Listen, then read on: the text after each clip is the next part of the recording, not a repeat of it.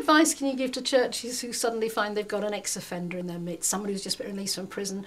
What can you suggest that they do? I think the first thing about that is they've got to remember that everybody wants to be loved.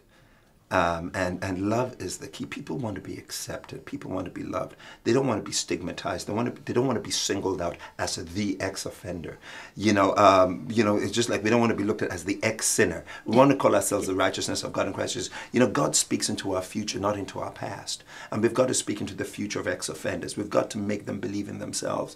I have an ex-offender, Winston Silka, as I said today, who is, was known as one of the most notorious criminals at one time within the media, but the reality is that guy has a heart that is so tender, passionate for young people, and now he's one of the managers in the organization leading on a project called Inside Out, which is about sharing the experience of prisons and saying, listen, you don't need to go there. So when churches have an ex-offender in their congregations or in their community, I think it's about us seeing what value they can bring to that society, they can bring to that community, they can bring to the young people. But how do you persuade the rest of the congregation that that person has changed, that they can now be trusted to be in the same room as their children, or where their handbags are, or whatever it is that particular crime was that person committed? Is that a difficult task? Well, I think that will always be a difficult task, and I think it's also about helping that person recognize that this is the concern.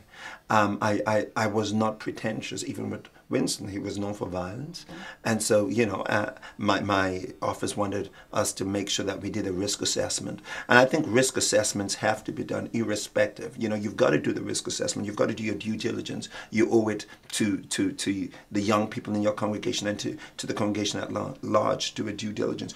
But I think it is important that we don't leave the stigma on. But after we've done our risk assessment, we do what is important in order to protect that ex-offender, from being in an arena where temptation might be there. Because the Bible says, flee every appearance of evil. So we've got to know what might be evil to that ex-offender, so we don't create an environment for him to offend again. Talking of